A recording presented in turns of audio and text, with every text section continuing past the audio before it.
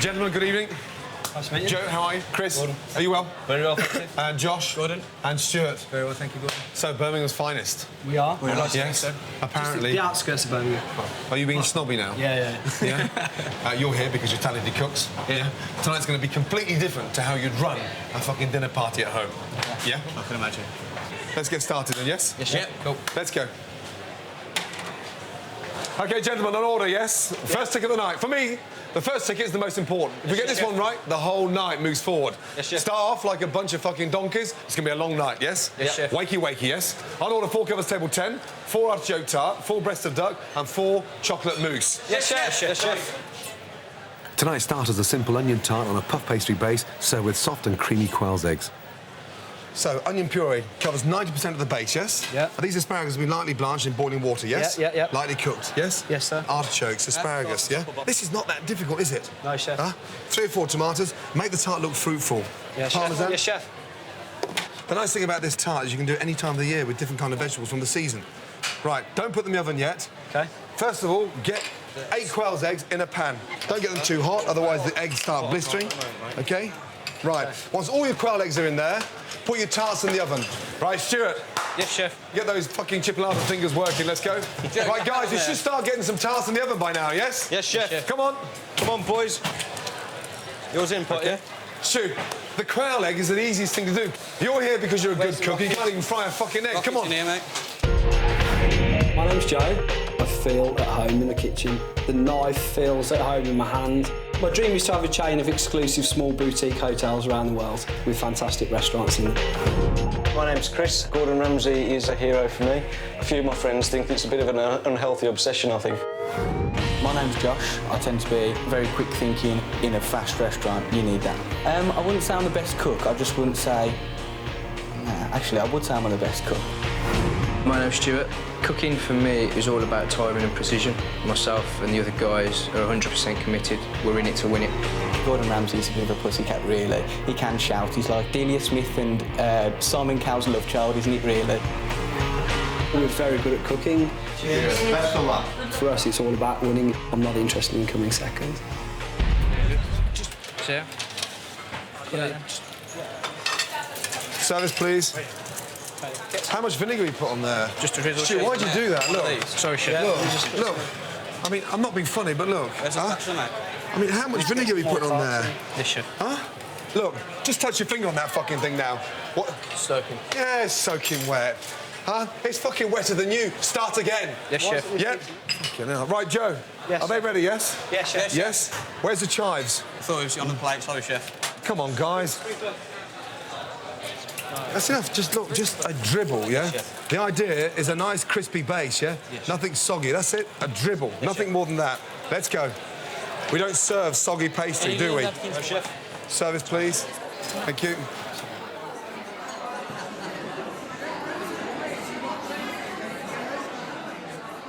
OK, one more table coming in. Come on, guys, please. Don't need some cows. Got to make sure 5 coming here in 1 minute. There's no more tarts. Chris. Yes, chef. Come here a minute. Stuart as well, yeah? Because you two have, like, fucking gone off the ball a little bit. Just touch that, will you? Come on.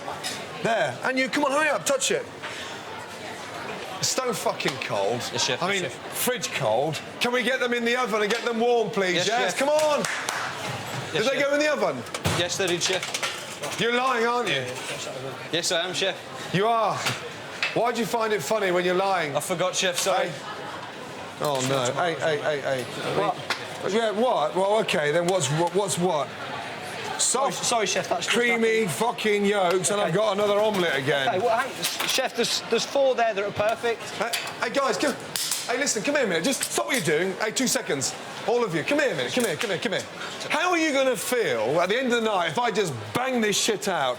You're arguing with me with a flat fucking pile of shit. I don't want to argue with you guys. I just want to get it right to get it out. Yes, chef. Every time I say something, you're all a fucking bunch of chippy little fuckers that want to tell me that how good you are. Because right now I think you're shit. Yes, chef. Service. Go. Go, please. Last table, yes? Clear down, yes? Fucking hell. There's just one more week before my pigs, Trini and Susanna, go to the slaughterhouse. And as it's one of the hottest days of the year, I have to take extra care that they're coping. They're not moving very fast in the heat. No, well, don't forget, they suffer sometimes in the heat. Come here, please, Meg. Behind the ears. There you go. See? She likes that. Hey? Pigs have no sweat glands, so to keep cool, they like to cake themselves in mud. They go mad. Look at that. They really are enjoying that.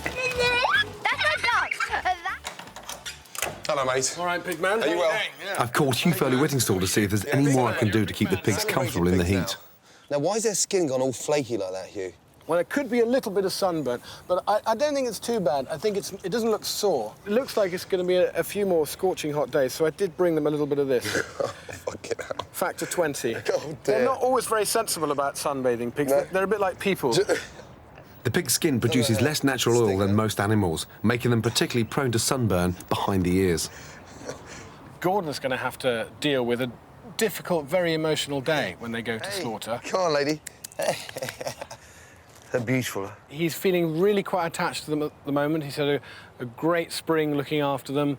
It's going to be a shock for him. The thing is, Gordon, actually, you've probably far exceeded the normal level of contact, even from a regular pig man looking after his pigs. Really? Probably doesn't get as emotionally involved as you have. You've got a little under a week now. You've really got to start focusing on the fact that this is not family. They're not even family pets. No. You've reared them for meat. You've reared them for food. Is it normal to feel guilty, though? Because that's what I've been feeling over the last 2 weeks. I think you're going to feel guilty. I don't think there's any way around that. I mean, you could argue forever about the morality of whether we should or shouldn't eat meat. But one thing's for sure, if we are going to eat meat, we should look after our animals well. Properly. And you've done that. And in the end, it's sort of something you kind of have to deal with on your own. But I think you'll be all right. Fuck.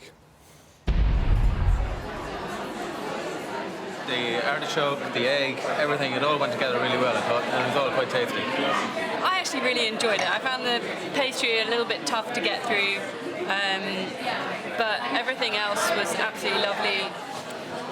Gordon, OK, what's the results? 24 people are not paying for the Why style. not? A few different reasons. One of them is the base is solid. Another one is it's too soggy as well. Soggy? Yeah, with the vinegar, you know, too much vinegar. So solid and soggy? Yeah. I can understand it being soggy because they fucking sit too long, OK? But solid, it could be if they overcook them, but they flash them through the oven for 30 seconds. Yeah. How long will you put them in the oven for? 30 seconds. Anyone put them in there longer than that? No chef, no chef. No? Or you forgot to put them in at one stage. If it's hard and they can't cut through it, that's either it's been in the oven too long or, yeah, they're stone cold. The chef. Yeah, chef. So 24 customers don't want to pay for their starter. Yeah, they're not paying at all. That's just under half the dining room. I know. It's bad. So they like duck. Let's hope they like duck. I think we're fucked. Let's go, chef. Christ almighty. Half the dining room. That's the fucking joke.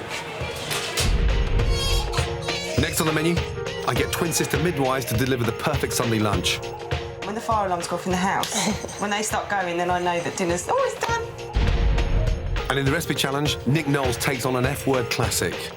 I have cooked it before for a woman, and I have to say it's gone down very well. Do you get a shake?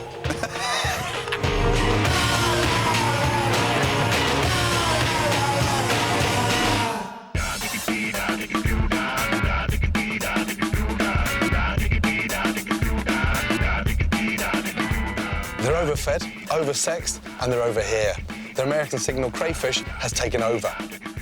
In the 1970s, freshwater crayfish tails were all the rage, but our puny native crayfish were considered too small. So farmers started breeding the fatter and meatier American signal crayfish. Big mistake. The Americans took over, and 30 years on, they've invaded 85% of our British rivers, virtually wiping out our native crayfish, and now they're destroying our riverbanks. We've got to fight back. Fight back by eating as many as we can. There are over 250 million American crayfish in our rivers. Mike Robinson owns a pub where they're a bestseller on the menu. He's brought Jack and I to the River Pang in Berkshire to show us how to catch them. I reckon that fish is the best bait. Yeah. Because if you think about it, what do they probably eat the most of is dead fish on the bottom of the river. all the time, yeah. They're scavengers. Slash them, Yeah. right? That's irresistible to a crayfish.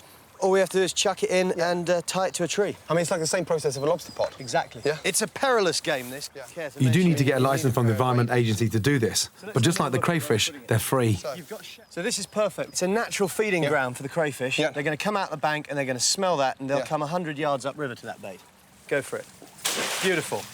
I could catch 20 kilos of crayfish. In here? In here in one night. When the water temperature drops below 10 degrees, you can forget it. Really? Yeah, they hibernate. They just go to sleep. So in the winter, where do they go? Under the riverbanks. And that's when they cause all the damage, because they burrow deep to get away from the cold and they just curl up and hang out. Oh, Jack, look. Is there a fish? No, there's a crayfish down there. Where? Look, just there. Here's a huge crayfish. Quick, Daddy, just pull him. Here you go, here you go, here you go. Oh, look at that, the size of him. I mean, it's like a lobster. That is a monster. That's honestly, I mean, that's incredible. Just look at that there, though, in terms of meat. I know. And how much claw meat's in there? It's unbelievable. You're gonna look after him, Jack? You're gonna keep an eye on it. That's your first crayfish.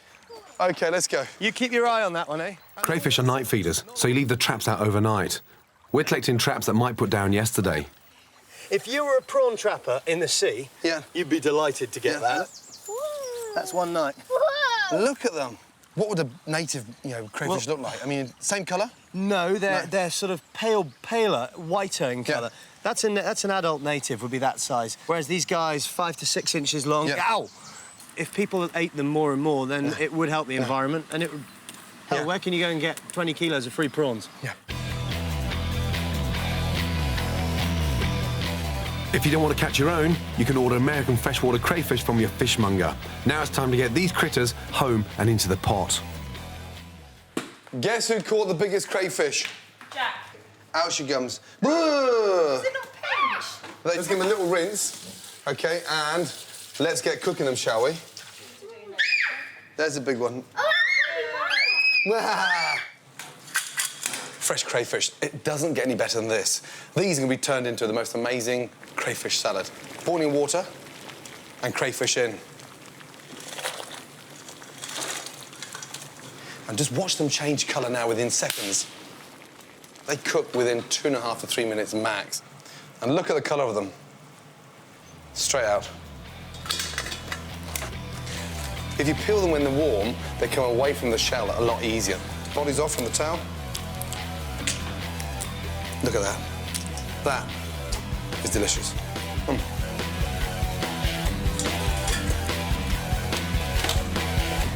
Slow roasted tomatoes, green salad, freshwater crayfish tails and vinaigrette. There you have a delicious crayfish salad that costs fuck all.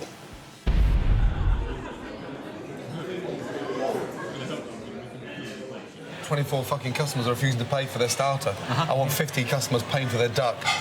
Otherwise, we're fucked. Yes, chef. Let's go. We're not going to be fucked. Let's go.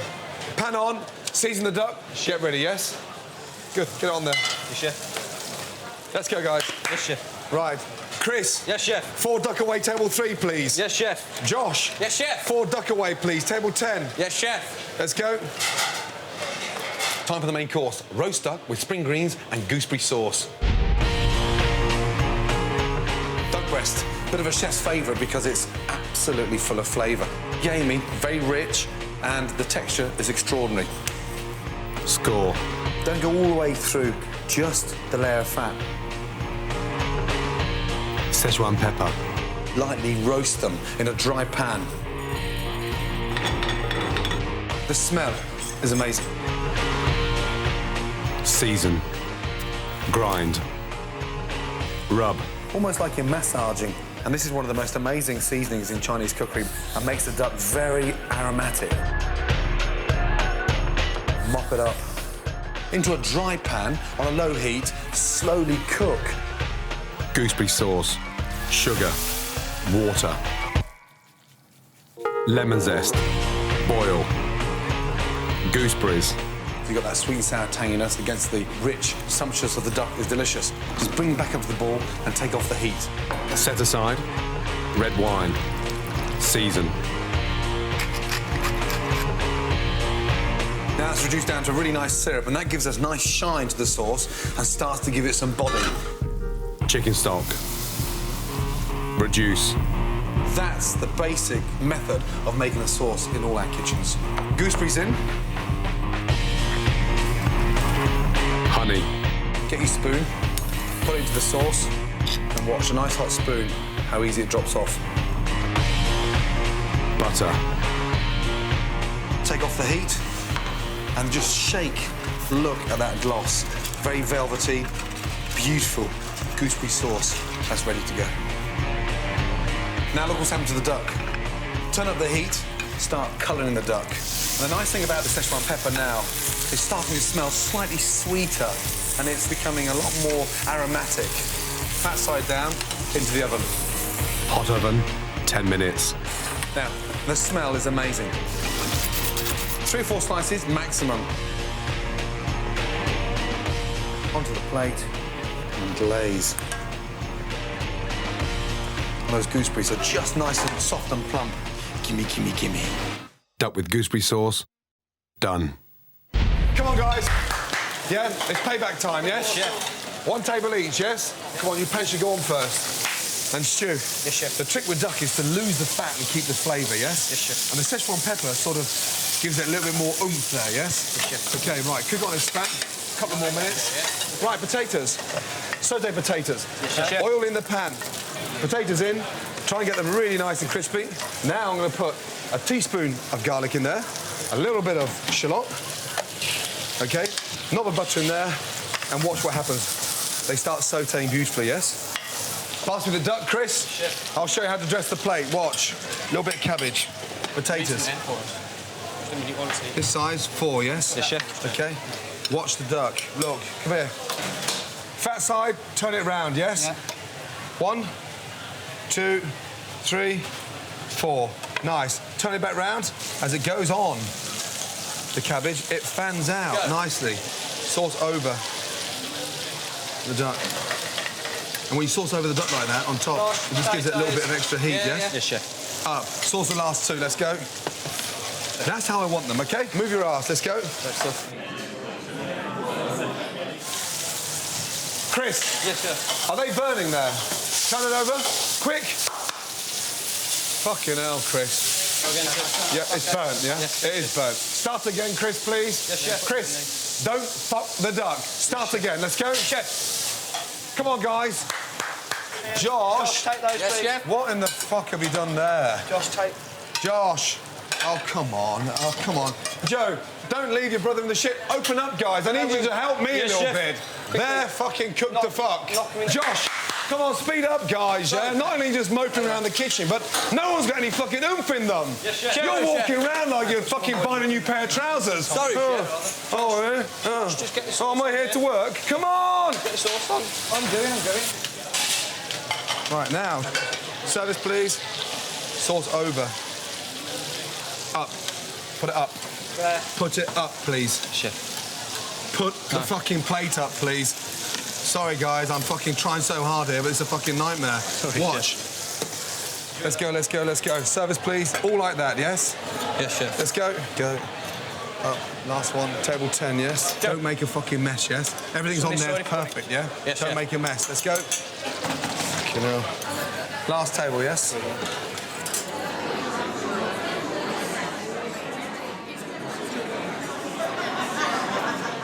Fucking hell, Giles, yeah?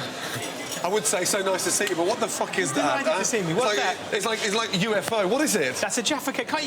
What happened in your misspent youth? Did you not eat Jaffa cakes? I love Jaffa cakes, but that, I mean, my God almighty. Is it serious? It's a pimped Jaffa cake. Who made it? When I made it. Britain, home of the giant carrot and the unfeasibly large leek. Just what is it about old people and the growing of gigantic vegetables? Whatever it is, the craze for creating giant foodstuffs has been passed on to the young as well. But they're not interested in huge fruit and vegetables. Oh, no. They don't even know what vegetables are. What they're doing is making giant, predominantly carbohydrate-based snacks, biscuits, chocolate bars, that sort of thing. Something known on the street as pimping. I'm not making this up. Snack pimping is a real thing. It's even got its own website at pimpthatsnack.com. It's a genuine phenomenon. The Pimp That Snack site has nearly 200 mega munchies for us to feast our eyes on. I mean, get a load, for example, of this custard cream. See how the cup of tea gives it the scale. It's a whopper. Every stage of the pimping process is photographed and documented. This is fantastic. The chap has really, really pimped his Scotch egg. Having wheedled my way into the pimping community, I've been lucky enough to secure an introduction to a Mr. Soup Dog. Hello, Soup. Hello, Giles. Now, you pimped the fantastic Fist of Fudge, didn't you? Indeed I did, yeah. Fair enough, but why pimp anything at all? A lot of it is the challenge. It's, you know, can you deconstruct the snack and then rebuild it up from its kind of core ingredients and, you know, hopefully then improve upon it. Clearly, then, the first step for me is to take Soup's advice and deconstruct the traditional Jaffa cake. Sponge base, humectant, disodium diphosphate, smashing orangey bit.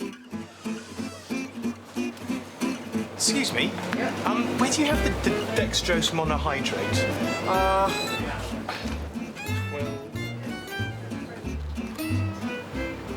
If anybody stops and asks, personal consumption. Righty-ho, I need 240 grams of butter. That's 1.5 kilos. 450 of sugar. 6 tablespoons of corn flour. 18 eggs. The base is the key. If I can crack that, I can surely crack the giant Jaffa cake. Voila. Now, the problem is, of course, that the domestic oven, particularly mine, is not big enough to cope with a giant Jaffa cake, a pimped snack. I'm hoping you can fit this in your oven. OK, let's see how it's turned out. It has Jaffa cake written all over it. To make the orange filling, I used a couple of packets of tangerine jelly mixed with boiling orange juice and some additional gelatin. OK. The zesty jelly centre in its wet state. Right, time for the smashing orangey bit. Easy. Another picture. It just rolls off the edge. You have to remember that I'm not just baking a cake, I'm pimping a snack. I'll send my pictures to the website where they'll join the other 200 snacks pimped to date and be subject to peer review. I named my pimped snack Jaffa Quake. Within 24 hours of my posting it, it went straight to #1, with over 300 voters giving it an average score of 9.24 out of 10. I love Jaffa cakes, but Christ almighty. That is fantastic. How about that? That really looks like a Jaffa cake. Got one of your hairs in there, Giles. Is that hairs or...? It's one of my girlfriend's hairs. It's a girlfriend's hair. Yeah, we did it in my kitchen at home. I have to say, you know, I thought it was going to be delicious. It doesn't taste that good, you know that? It tastes terrible. It tastes fucking plastic. Do me a favour. Fuck off and take a Jaffa cake with you. Thank you very much. I hope you have success in all you do. Thank you, Giles. Oh, dear.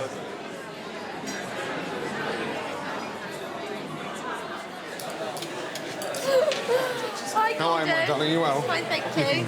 You're looking great. Thank you. Nice to see you. Ladies, how are you? Hi.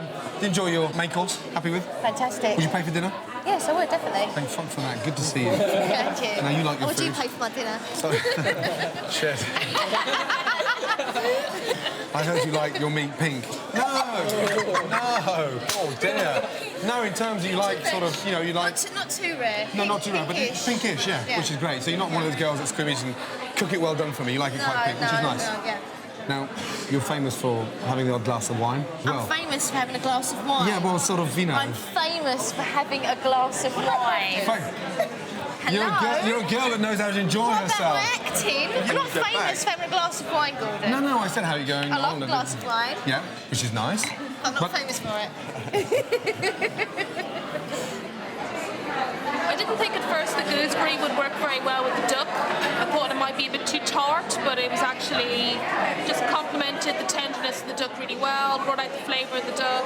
And I really enjoyed that. It was a really nice taste to it, really nice crunch as you sort of tasted the duck. It was very good.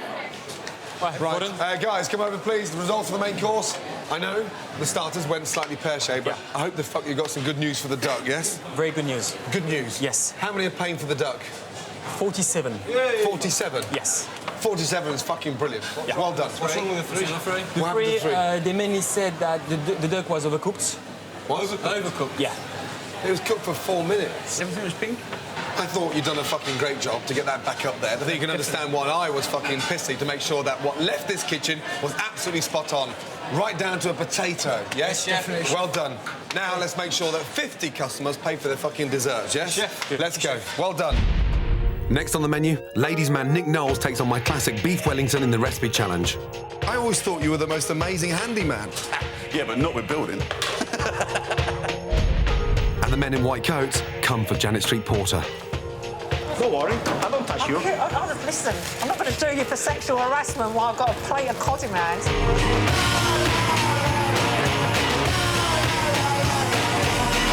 What have you been doing with those fucking things, huh? It's like a sack of potatoes. That's just how they are. Huh? Welcome back. Now, we all know that Nick Knowles is no good with a paintbrush and a hammer, but will he be any better with a fucking frying pan? No. Let's go. What are you doing?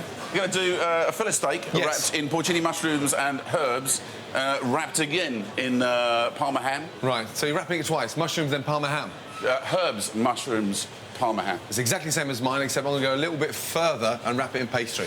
Yes? Listen, I'm making this up as I go along. I haven't been taught by anybody. I've had to teach myself. Right, haven't you got any work to do? Yeah, well, we started, are we? For the last 5 minutes, all you've given me is fucking excuses. Is this going to work? Listen, I don't need to make excuses because this is quality stuff, mate. The whole point is to make something that looks good, tastes good, that's fairly easy, because obviously I'm not a chef, but fairly easy to do and has the desired effect when you serve it up to a young lady. I have cooked it before for a woman, and I have to say it's gone down very well. Do you get a shake?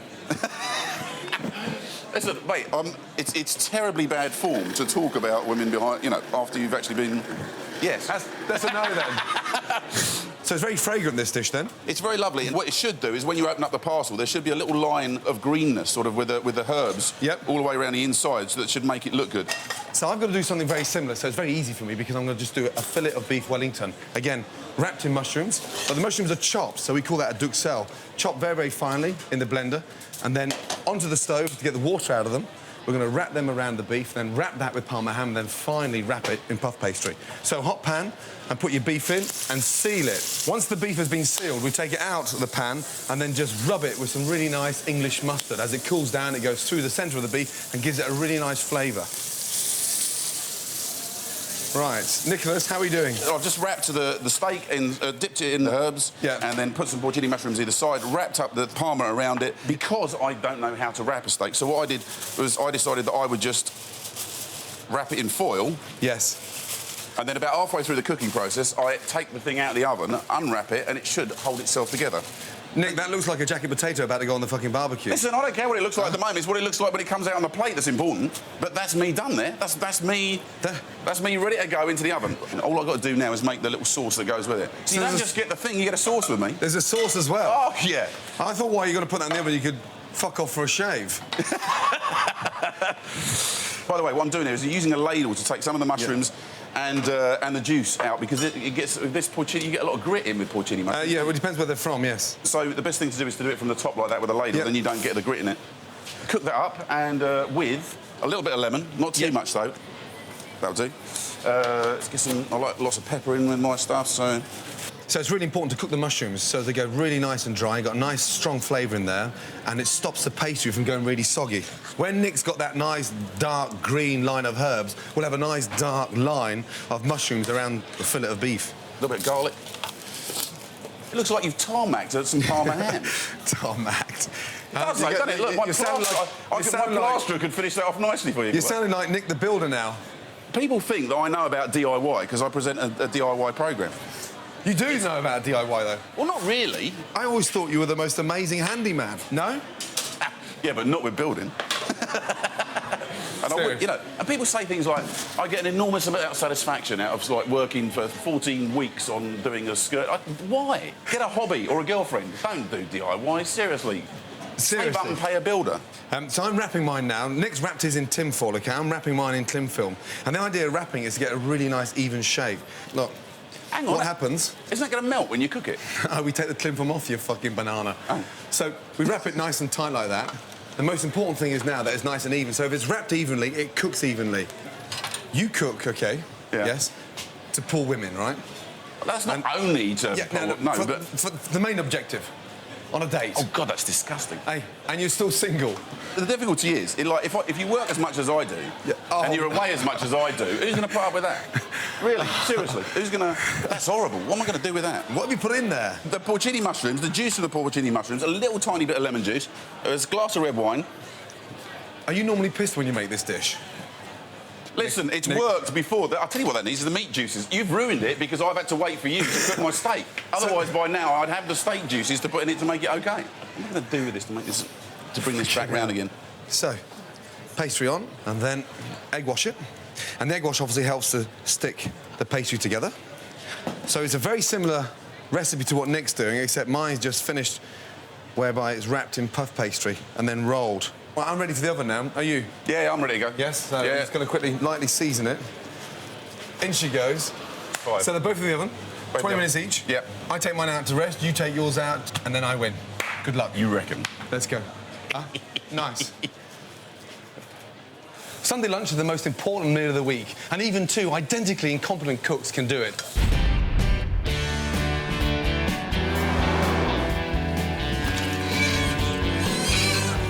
Sunday lunch is a big deal for me. I dread it because my kids expect their Sunday lunch. It's difficult because I work night shifts. When I come home, I'm tired, and all I want to do is just get the dinner done. I dread it because everyone is going to moan at me. As soon as I sit down, there's going to be something wrong. Mummy's food is very bad. I don't like it. I burnt everything I cook. Absolutely everything. Sunday lunch is pretty non-existent in this house. There's no preparation, it's all thrown together. Right, I'm just going to pick up the nurses that have just finished their night shift. Take them home, show them 2 or 3 things, and hopefully they'll keep their uniform on. Oh, my Ladies, God. now, who's who?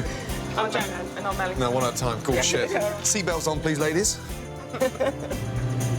You know, I've never been to a delivery yet. I can't believe that. You know, I've only been honest with you. I'm not, because I 4 children and no deliveries. Yeah, I know, but if I was a lady and I had a vagina, nothing would be coming out of it the size of a fucking 8-pound baby. Way. You've got 4 children between you? Yeah. Yeah? Who gives them a good dinner? They have the school dinners, they enjoy Well, they eat at school anyway. I know, but they have a something to get a decent meal. Yeah, something to eat. Have a sandwich when they get home. So the kids know they get better food at school than they do at home? Yeah, that's right. Oh, my God. What's in here? What is that? Honey glazed roasted parsnips. They are fucking disgusting. Oh, fuck me. That's roast potatoes. Yeah. Jesus Christ. Fucking frozen roast potatoes, frozen parsnips, and now there's not even any markings on the fucking oven. How do you know what's hot and what's cold? I don't know, we just turned it up full whack. Actually, I do know when it's done. When the fire alarms go off in the house, when they start going, then I know that dinner's... Oh, it's done! Go on, then. Christ. You look fucking great in uniform, but I don't think we can start cooking in those. Yeah? Yeah. Go and get changed. Don't come downstairs with the same clothes. Please? Right, ladies. What we're going to do is keep it simple. So we're going to do something that's all in one pot. Something that's not stressful, straightforward. So it's a chicken fricassee. A little bit of flour on the plate, OK? Now I want you to put the chicken on there, please. Now, the idea of coating it in flour, A, it gives it a really nice colour on the chicken, and B, it helps to thicken the stock whilst it's cooking. Good. Into the pan. Careful, watch your fingers. Good. And then in there. OK, we're going to do the vegetables. Now, what we're going to put in there is carrots, onions and celery, OK? Right, OK. So we're going to try and keep it really nice and sort of chunky, so as they don't cook too quickly. Good. Now, vegetables in, just put them in there. A little bit of rock salt in there, please. What do you think we're going to do now? What are we going to do? Yeah. Put it on a plate? Yeah, no, you're going to fucking poison someone. The chicken's raw. What a fucking nightmare. White wine in. Then add stock and simmer for 30 minutes. The flavour is 10 times better than that shit in your fridge. Serious. It seems quite straightforward, doesn't it? It is. Yeah, definitely. Now we show.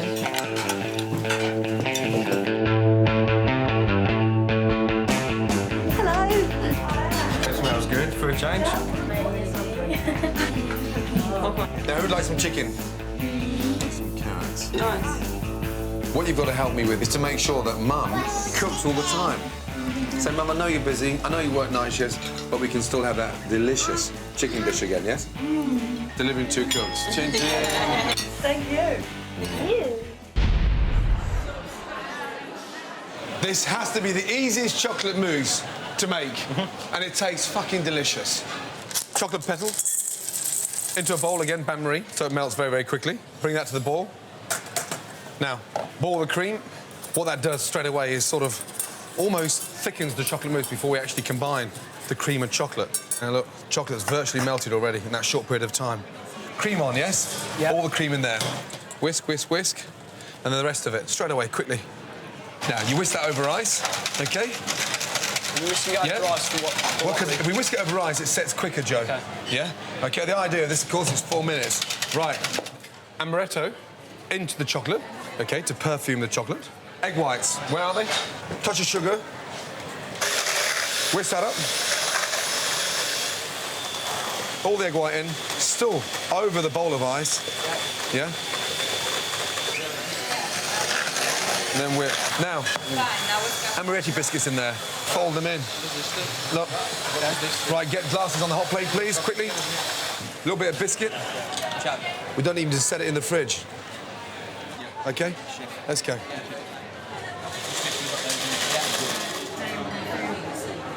The F-Word's culinary cruise missile, Janice Street Porter, insists she wouldn't put any old thing in her gob. Time to find out what she's been putting in this week. Well, I'm making one of my favourite dishes, baked cod. But with cod stocks at an all-time low, we've just got to find an alternative. I'm travelling to the Shetlands, to the world's first organic cod farm. Well, I really care about what I eat, and I'm not really prepared to eat farmed fish. Call me bonkers, but I think if a fish has had a decent life, you can taste it. And I know that if I catch a mackerel on a line, it tastes fucking great. It tastes brilliant. And it's not just about the taste. I can't help being a little bit sceptical about any type of fish farm. I do feel like something off Noel Edmonds' Mr. Blobby. Time to make 50,000 cod. I know the fish farmed here are fed a sustainable organic diet, but what I really want to know is whether they are kept in good conditions. So what's the size of this pen? The volume inside is the size of 3 Olympic-sized swimming pools. Maximum they would have in here would be 50,000 fish. Fish tend to shoal together. They like being close together. The fish are graded in size to stop them eating each other, and the nets are doubled up to stop escapes. So far, so good. But what about the taste? How would you normally cook your cod? If it's really, really fresh, I would grill it. Grill it? Yeah, just that I'm trying in my feeble way to eat less butter. And you obviously don't care. No, not yet. Oh, it tastes good.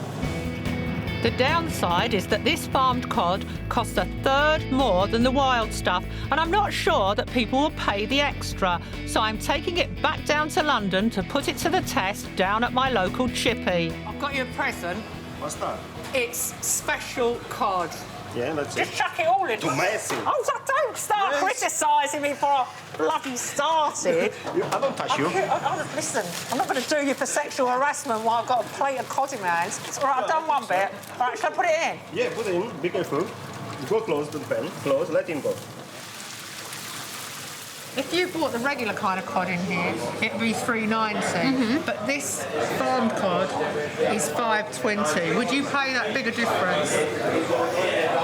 Possibly. $5.20 for a size like that seems a little expensive, to be fair. Seems slightly drier, maybe, than normal cod. Well, I cooked it. Oh, well, that's it, yeah. It's nice and fresh. Yeah. Tastes like cod. The batter's just right. Yeah, I'll give it the thumbs up, definitely. Next time I go to a supermarket, I will be buying farmed cod, because if we don't make that choice, there will be no more cod left in the sea. But perhaps the answer is for the great British public to stop being so bloody boring and eat different kinds of fish anyway. Plates out? Plates out, Josh. Gordon? Yes. Right, one is farmed cod Yes. and one is wild cod. Would you like to taste? Yeah. All the way from Shetland, right? Yep. Right, that one there first.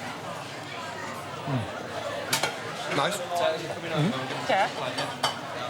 And this one, a little bit more flaky. Slightly sweeter, that.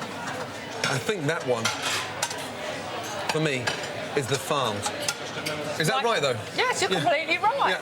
But slightly more people like the farm than like the wild, but it was pretty even. Really? But when I tell them it costs £3.50 extra for half a kilo of that... But why would farm be a lot more expensive? You mean wild be more expensive than farm? Why? Well, it's because farmed is in its early days. Because wild is, forget wild, because you won't be getting wild cod in a few years' time because you won't be allowed to fish it anyway. So that is the future, and one hopes that the price comes down. Yeah. And what about this lot? Are they agreeing to pay extra? They are saying they would pay more because they feel more comfortable eating a fish that's sustainable, that comes from a sustainable source. I can't fucking believe that, because half of them aren't paying for my fucking starter. And that was the delicious Now, tart. can I talk to you about your starter? Oh, no, go on. Don't puff pastries in your arse already, yes? Yeah, puff pastry You've got a great has not arse. reached my arse. Have you had a nip and tuck on that? Because it's so fucking no firm. part of me has been nipped and tucked. And the first time I met you, you totally got on my tits by saying I was the same age as your fucking mother. 59. Thank you. Do you want to tell all of what people... Listen, Janet... Look, I can see potatoes, look. Oh, for fuck's sake. Can you fuck off and let me cook, please, yes? Dear, oh dear. Next on the menu is the results of the recipe challenge. So far, it's 3 wins to me and 3 wins to the challengers. Will Nick Knowles make it 4-3?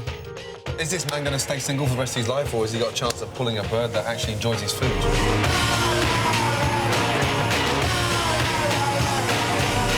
Welcome back. Now, it's judgment time from Nick Knowles, and I think his dish needs a little bit of kitchen SOS. Let's see what our blind tasters have got to say.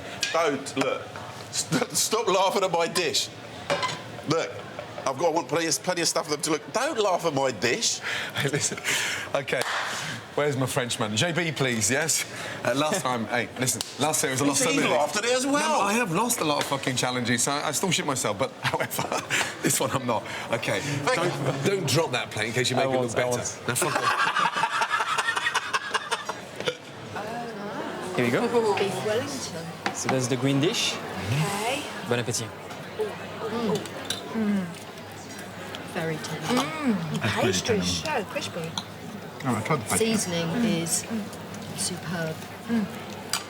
And you can taste the mushroom as well. Mushrooms. The duck salad. I want another bit of meat. I want a bit of the pastry. Okay. It looks a bit thrown on the plate, doesn't it? It certainly doesn't have the presentation. Meat's of the other one. overcooked. That's nowhere near as... Chainsaw, anyone? You can't actually taste meat. There's so many other flavours. But I like the thyme flavour. Well, I think the thyme... stuff inside it. I think the thyme overpowers everything else. Nervous? Nervous for you. I don't know how you're going to live it down. Well, I know, but I mean, proofs of the flavour, yes? Yes. Is this man going to stay single for the rest of his life, or has he got a chance of pulling a bird that actually enjoys his food? I'm going to tell you. So, actually, it might be hard, but the overall winner for today is... No! Yes! Yes, get in there. Was it, Did I get 8? Was it a close score, or was it... No, actually 5 out of 5 for you. 5 out of 5? Yeah. Get in there! I'm taking a mickey. 5 out of 5? Yeah, but yours was a pile of shit, so... 5 out of 5. I can live with that. Well done, big boy. Yeah, now do me a favour. Yeah, stop cooking and fuck off out of the kitchen. Yes? Thank you. Take care. That sucks.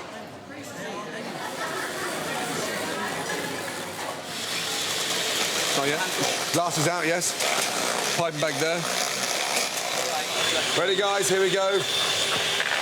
Come behind Stuart with the 4, yes? Yes, chef. Cheers, mate. Come on, guys. Yeah. Need to whisk those in, don't we? Yeah. Biscuits. Biscuits. Yeah. And look, chocolate. OK. Glasses on the plates. 11, yes. Comiendo. Cap? Thanks. OK, good. Table 11, please, ladies. Go. Okay, let's go. Thank you. 2 seconds. I thought it was absolutely delicious. On the first spoonful, it was very light and fluffy, but there was also some crunchiness. It was like a very sexy Malteser. I think it finished the meal off perfectly. It wasn't cold, so it was a little bit Angel Delighty a little bit. It was kind of soft and warm and... No, it's a bit nothingy, so I wasn't a great fan of it, really. I loved it. I could have carried on eating that until tomorrow morning, non-stop, and probably just had 20 minutes to go and lie down and then carried on again. It was bloody brilliant. Jean-Baptiste. Hi, Gordon. Yeah. OK. Good. Results for the dessert? Yes, so... I know we're slightly slow, however. Yeah. We weren't missing that little final drive, that little bit of oomph right for the end. 12 people are not paying for the chocolate mousse. Really? Yeah. 12? 12, yeah. Why so many? Too simple. Too what? Yeah, too simple. Too simple desserts. So a sophisticated, really smart summer tart, then a really nice, rich duck, and a nice, light chocolate mousse. And they said that was too simple? Yeah, clearly too simple. Just the mousse with the, you know... Yeah, well, let me tell you something. I think they're slightly fucking simple. That mousse was perfect. Yeah. Yes? Let's just sum up the night, yeah? Yeah. The tart. 24 customers refused to pay for the tart. Yeah. But then you pulled it back miraculously in a way that only 3 customers didn't pay for the fucking main course, which was brilliant news. And then the big kick in the bollocks, I think, was the 12 that didn't pay for the fucking delicious, simple chocolate mousse. That's ludicrous. So that means 111 plates that we served tonight were paid for, and 39 refused to pay. That's not good. You know, it's not fucking diabolical, but it's along the fucking mediocre level. Yeah. Serious? Yeah. And I'm not here for fucking mediocre. Now clear down, yes, and let's get fucking home, yes? Yep. Yeah? Indeed. Back to our day jobs, yes? Yes, chef. Little polish on the stove, please, yes? Yeah. Yes, chef. Yes? Thank you.